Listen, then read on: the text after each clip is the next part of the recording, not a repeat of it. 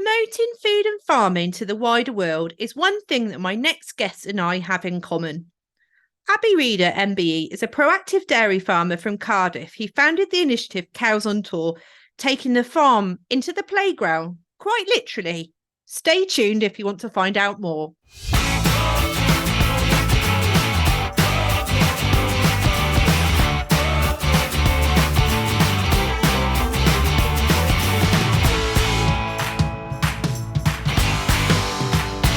Hello, welcome to the Countryside Kitchen Meets, a food and farming podcast.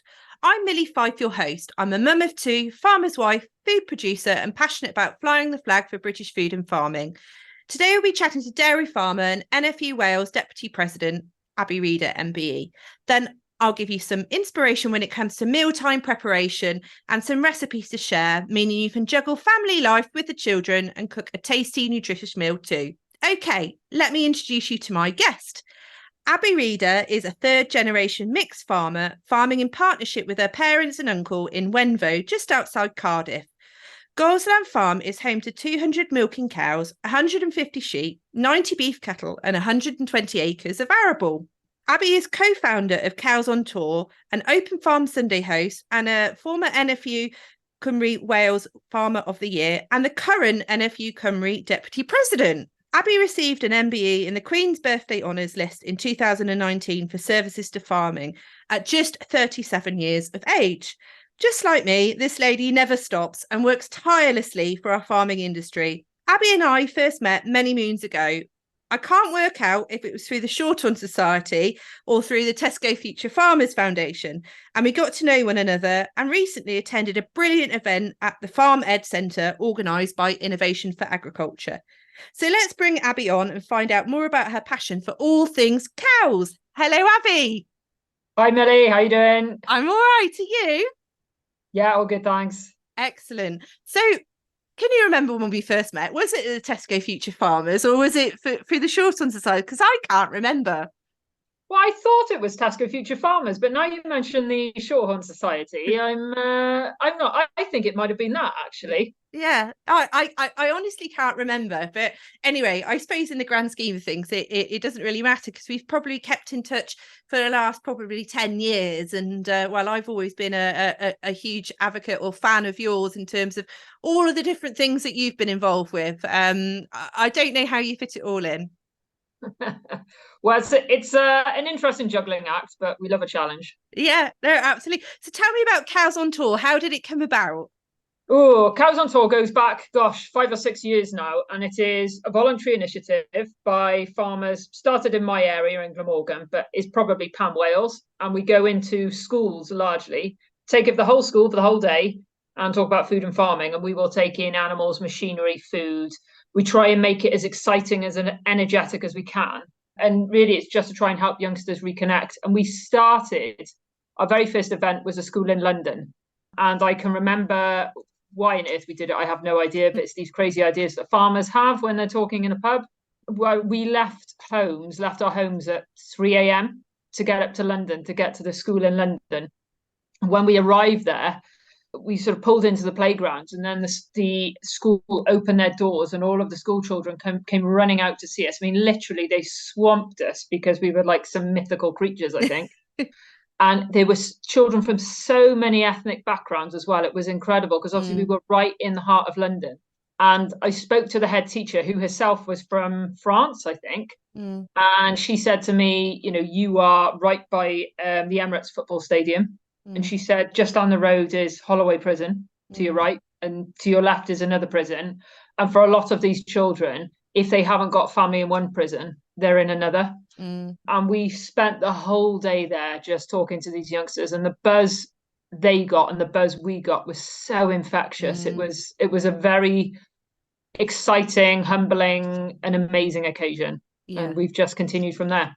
Yeah, amazing. And so you're all volunteers.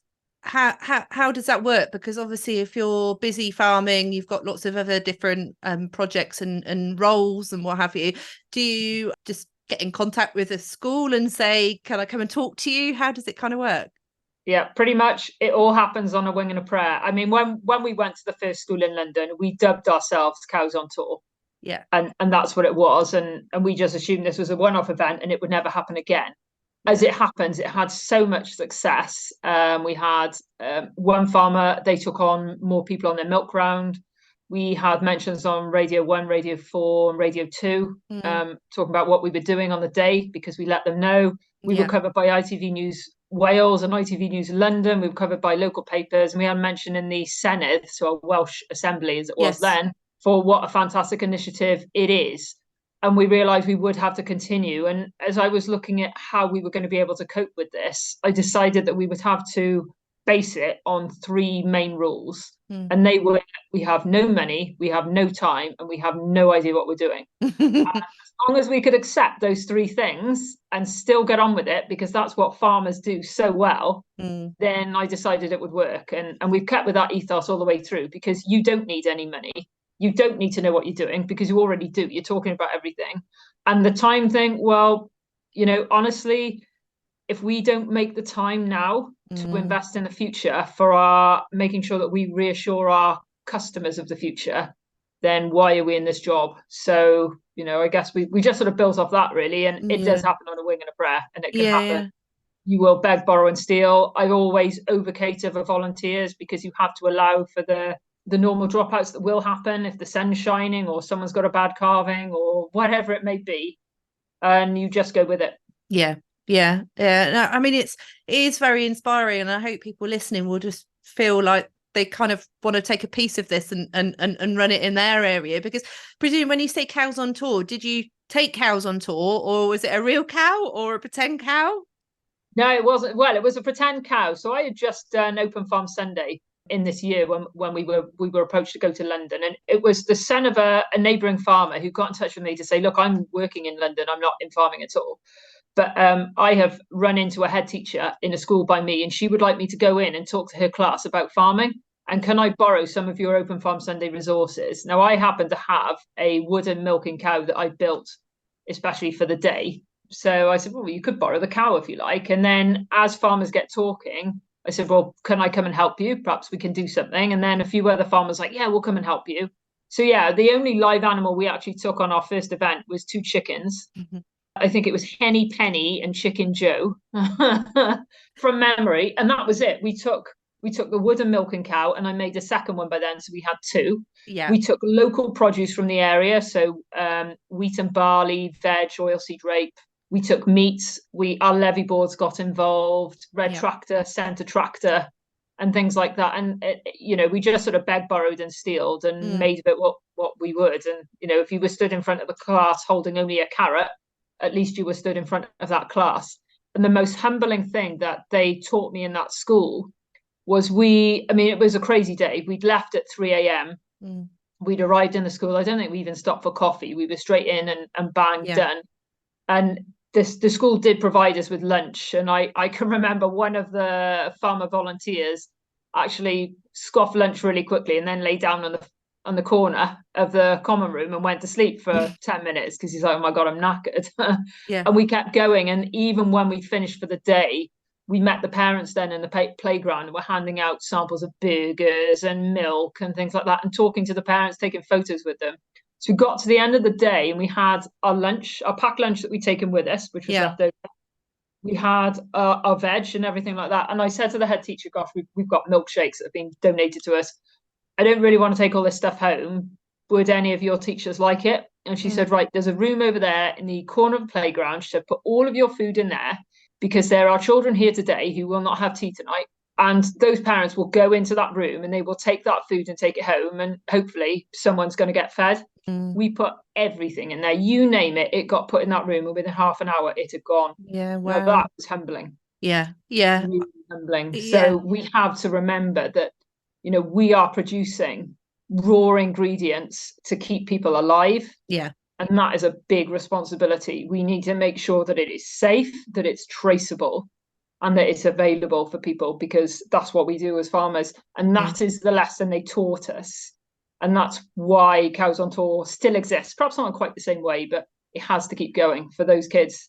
Yeah. And I've just got chills just listening to what you're telling me, because it is reminding us all that actually we're in a very privileged position in some senses, that we are producing such amazing food that is going to sustain people, but actually there are so many people that don't have food to be able to feed their family. And so by just doing that and having the opportunity, I volunteer sometimes for the food larder, so I kind of get it. But actually when you hear somebody else talk about it, it just reminds you more and more that actually there are so many people that don't have the same luxuries that we do. Yeah, and it's even more than that. I can't remind people enough. Our food is safe. Okay, it's safe. That's the most basic gift you can give to someone, even if they can't eat much that day. It's safe. And that's something we should be so proud of when we're British food producers, because we are making sure that we're doing our bit. And people aren't always eating British food, but when they do, they're okay. Yeah. And they're going to be okay for tomorrow. Yeah, absolutely. Has farming been a rite of passage for you growing up? Did you always want to get involved in farming?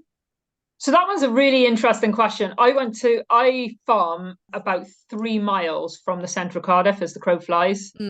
I went to school right in the heart of Cardiff, so a very urban upbringing. I was the odd one out, the weird kid that liked mud and cows and sheep.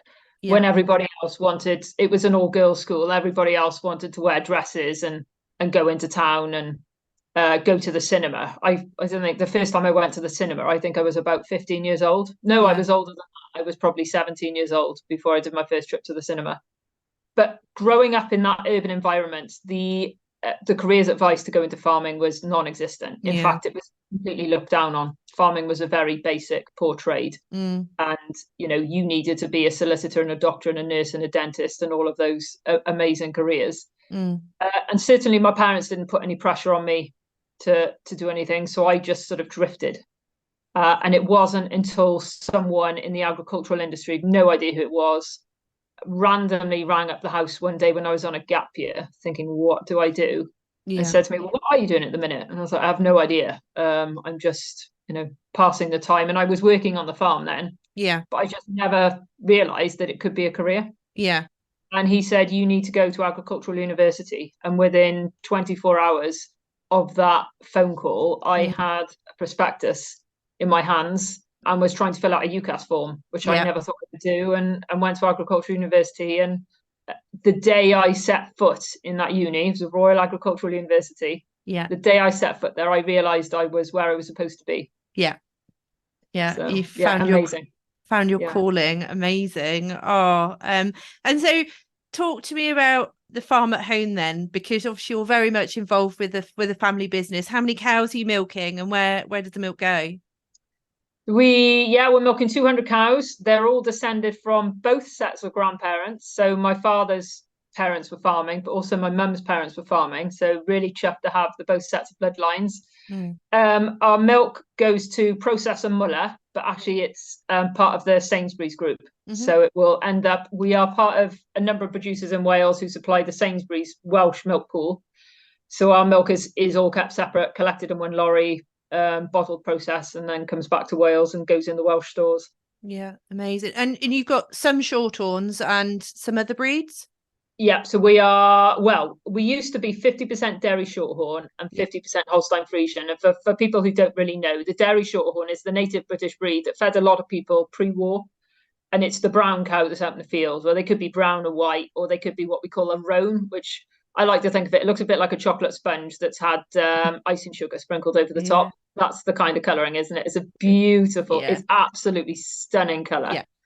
All of our Holstein Friesian, the whole herd is descended from dairy shorthorns. It's just that a lot of them have been bred out. And the reason a lot of farms went to Holstein Friesian is because it is like the greyhound of the dairy cow world. It will, they are bred to produce milk, and they do it very well and very efficiently.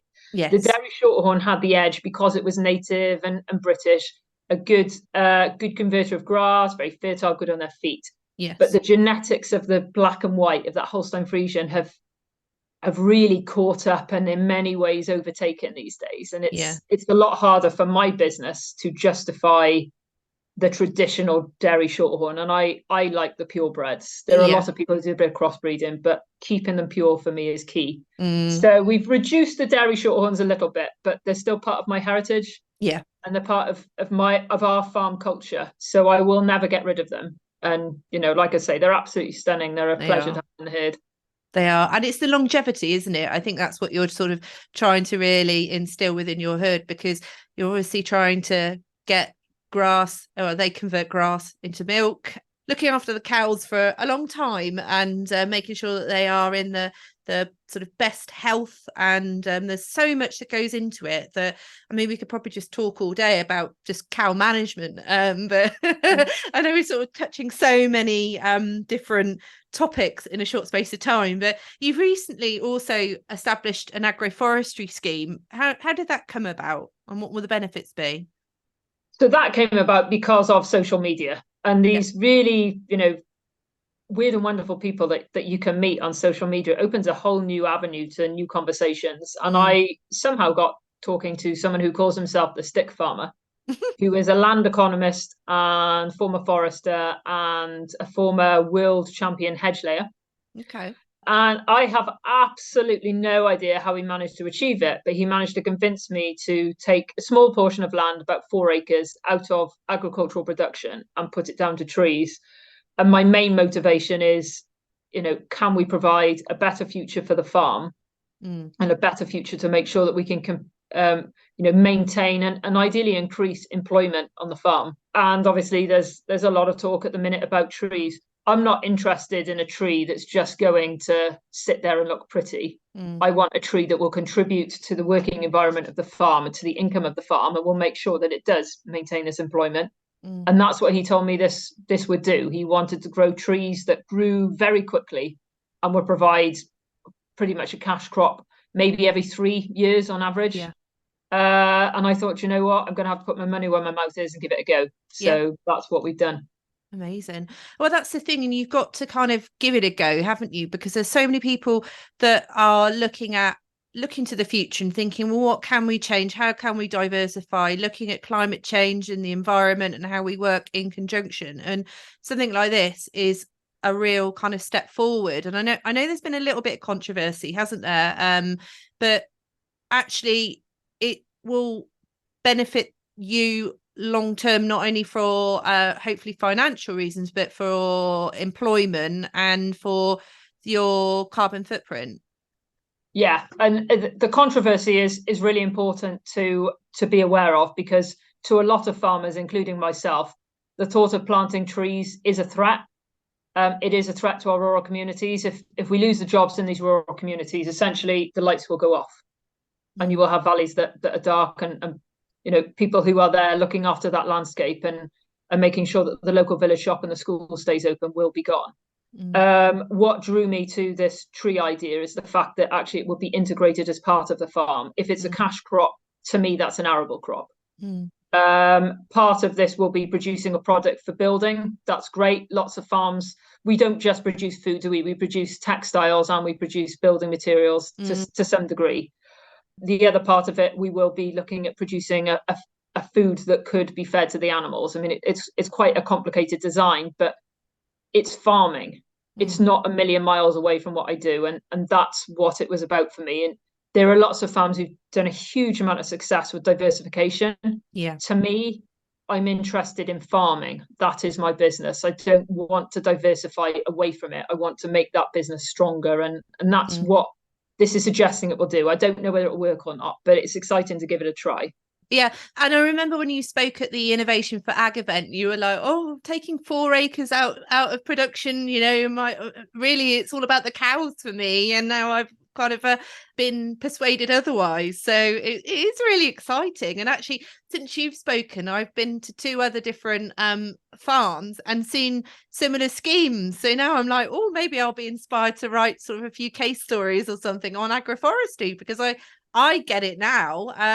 But when you read the Farmers Weekly or some of the general mainstream newspapers, you kind of think, what's all this about? Planting all these trees, taking land out of production and what have you. But actually, it is part of the bigger picture, isn't it? Yeah, if we can find a case for every farm, they could just have a very small corner in their farm for their own needs, a very small corner, even if it's half an acre. And it could do something different that still brings in an income, and a guaranteed income, not a government prop up, and it can benefit them, then, that would be brilliant. And that's what it's about to me. If it can do those things, then let's go for it. Yeah, definitely. And so how do you fit it all in, Abi? Because obviously you're farming at home, you're involved in so much, Cows on Tour, and obviously being NFU Deputy President for Wales, and that obviously feeds into the national NFU and everything else. You must never be at home. I'm not going to pretend it's not a challenge, and sometimes it's a struggle. I can remember being at the Royal Welsh Show and I had a phone call at 10 to 5 in the morning. Obviously I was staying up at the Royal Welsh Show, so it was a good hour and 3/4 away from home, saying, there's a cow in the ditch, what do you want me to do? And thinking, there is actually no one at home that could take care of this. What do I do? And it's trying to make sure I put those safeties in place so that if I'm not there, someone else can be. So it's a challenge, but it's not, we're working through it, and I wouldn't have it any other way. If I didn't do the farm bit at home, I could not do the NFU bit. I need to remind myself who I am and where I come from. And without that, so it's a learning curve. I try not to overthink it. I embrace the chaos. Oh, I like that. I really like that, because I mean, especially now in the world of Zoom and everything else, I mean, you can spin the plates a bit more, can't you? And it's just, I think for me, sometimes when I'm really busy, it's trying to remind yourself about looking after yourself, like a bit of self-care, and trying to reflect on things that you have achieved and what you've done, rather than constantly looking forward, because I think sometimes we get too caught up in the chaos, I guess. Yeah, it is. Don't overthink it. That's absolutely key, really. And just if you love it, you will find the time and make the time. No, absolutely. And I think you've really embraced your passions, really, and also the fact you've got your feet in the mud, but then the next minute you're putting a suit on and representing so many other farmers as well. It's really inspiring, and I think you're doing an amazing job to represent so many people on really important issues. Too kind. Yeah, it does make me chuckle. I remember going to the Farmers Weekly Awards last year, and I did a little video which showed me, splashing around in cow slurry in the morning, and then wearing high heels and a black tie dress in the night. And there'll be occasions when I might start milking at 3:30 in the morning, go like the clappers, to be pulling on a suit to be in the Senedd in Cardiff by 9:30 or something. Yeah, it's brilliant. You just do it. Oh, absolutely amazing. And so this podcast, I obviously try and connect people between food produced in the UK and recipe ideas and suggestions and things like that. So do you enjoy cooking? Do you have time for cooking? Are there any go-to recipes that you enjoy preparing or eating? Yeah, so cooking is not something I particularly embrace. I wouldn't say it's because I don't enjoy it, but if it doesn't happen really quickly, then it doesn't happen at all. But I would imagine there's a lot of people listening to this who think, I know exactly what you mean. So a lot of my life revolves around the kettle and coffee, and as long as there's coffee flowing, then life will happen. In terms of what foods do I enjoy and what cooking do I really bangers and mash? Really basic meals. I mean, how easy is that? Mash, peas, bangers, gravy. Done. Nice and simple. There's nothing added to it. Really easy. So it's proper basic raw ingredients. I'm not interested in adding a few herbs here and some spices there. It's just something real simple. No, absolutely. No, well, as a sausage connoisseur myself, having having pigs on the farm, everyone says to me, oh, your sausages are amazing, and I'm like, gosh, what were you eating before? And but then I suppose we put a whole pig into sausage, so it's decent quality meat. And I think, again, it's just reminding people, where possible, if they can head to the local butchers, or look at the meat content as well, then that can always help. And obviously the flavor is just incredible. Yeah, absolutely. I think people should remember as well, if you go to your local butchers, it's not just cuts of meat that are available. They do some incredible pies and like Scotch eggs, and really good quality. And I mean really good. And they are so helpful, and they'll do the fresh range, but there's also frozen. So you could go in there, like I'll go in and bulk buy a load of pies, meat and gravy pies or whatever they may be, and chuck them in the freezer. And they do them in all sorts of sizes. So depending on how quickly and how many people you've got coming, you know, they do so much more than just cuts of meat. Yeah. So, you know, people should remember that when they go into a local butcher, and it's definitely affordable. You know, it's not, you're not going in there to pay more.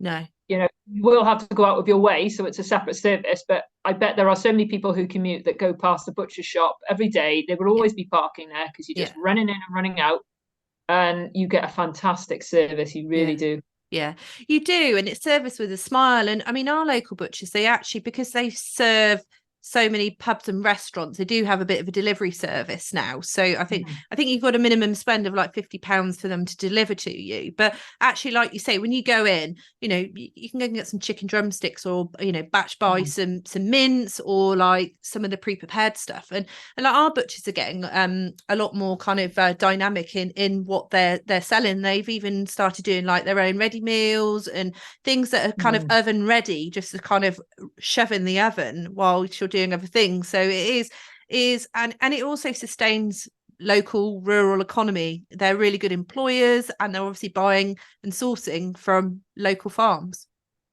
Yeah, they are. It's not like a supermarket, and don't get me wrong, I sell to a supermarket. They are my bread and butter. So and they're very convenient for a lot of people. But if you went to a local butcher shop, then they've probably bought the eggs locally. They wouldn't have bought them centrally. So and again, it's not dissing any producers, but they will have gone within a certain mileage, because that's what they do. They will probably have sourced their milk locally, because, you know, they are a small local business themselves. So it's a nice way to help support that community that's on your doorstep. And, you know, if you are a little bit of a cooking phobe like me, they'll give you the cooking instructions. Here's a pie. If it's fresh, it's this. If it's frozen, it's this. You could add this, this, and this. If they're developing a meal, it's really simple ingredients. There's no, you know, you don't need to worry about colorants and preservatives and all that. It's just basic, good quality, nutritious food. Yeah, no, absolutely. I couldn't agree more. No, I hope more people do check out what's on their local high street and support local by British, because it's also low food miles as well, and that's obviously going to help to reduce climate change and our impact on the environment. So yeah. How can people find out more about you, Abi? Can they follow you on social media? Yeah, so I am on Twitter as at Abi Reader, ABIREADER. I'm on Instagram as at Abi Reader 1, and I'm on Facebook as Abi Reader. Brilliant. I sometimes think, should I have used the farm name? But I don't know. I started off with my own name, and that was the end of that. I just talk about general stuff that I do, and if anyone's interested, please do follow. Yeah, no, lovely. Well, I'll put the links in the show notes anyway, so people can find you and make sure it is you that they found and what have you. But no, thank you. Now, here are a few ideas for things you can try at home. Christmas is on its way, and I've just got the recipe to make at home with the kids as a sweet treat or a perfect gift. Chocolate bark. Now, you can get really creative with your masterpiece and let the kids get messy too. Licking the spoon is definitely on the cards. The full recipe I'll pop in the show notes. So basically, you melt some dark chocolate, 200 grams of. It has to have at least 70% cocoa solids. Line a baking tray with some baking parchment and pour the dark chocolate onto the parchment in a rectangular shape. Next, melt some white chocolate and drizzle, making in swirls, blobs. Use some cocktail sticks to make it fancy patterns. Then you can scatter with some dried fruit, marshmallows, nuts, soft sea salt, whatever you fancy to decorate. A colour contrast often works really well. So I often use pistachios, freeze-dried raspberries and marshmallows. Amazing. Now, all you have to do then is leave somewhere cool to set and then break into shards to eat, or wrap in some nice paper to give as a gift. It will last for about 2 weeks. Although once you've made it, it probably won't hang around for very long, especially if you've got a sweet tooth. In season right now, December time, I've got a long list here. Beetroot, Brussels sprouts, cauliflower, celery, chicory, horseradish, kale, leeks, parsnips, lemon sole, lobster, mackerel, duck goose, grouse, guinea fowl, hare, mallard, partridge, pheasant, rabbit, turkey, and venison. Now, one thing you'll notice as we approach to Christmas is the abundance of cheese available. Who doesn't love a cheese board? In the UK, we produce over 700 varieties of cheese, all with a slight regional difference, texture or taste. Now, until recently, I didn't realise there was so much science that went into making cheese.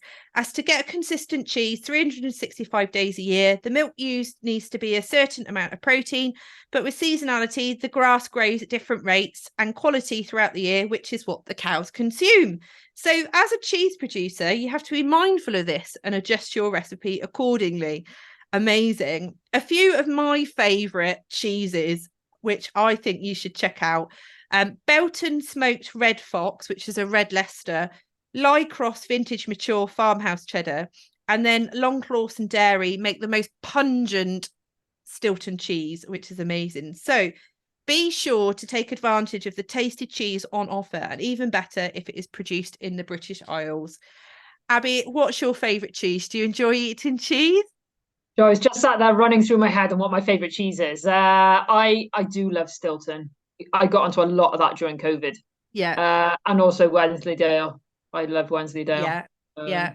Yeah, superb. And you've mentioned Lycross. Yes. I had the pleasure of visiting that farm. Yes. Incredible family outfit, amazing to see what they're doing to get cheese into schools and things like that. So yeah, fantastic when you can sort of visualize where that cheese came from. Absolutely. No, they're an incredible, and they're doing so well internationally, like getting cheese into various different countries all around the world. Because I think what we forget, because we enjoy cheese so much and we've got so many cool, amazing cheese producers in this country, that actually not every country has cheese producers or produces cheese as well. So they are really flying the flag for British food and farming. So yeah, it's a great one. And also they do a lot of this the own brand labels as well, which again people perhaps don't necessarily take into account when they're buying, but actually they're probably made by the same people that then with some of the actual branded cheese, but it's just the supermarket own label.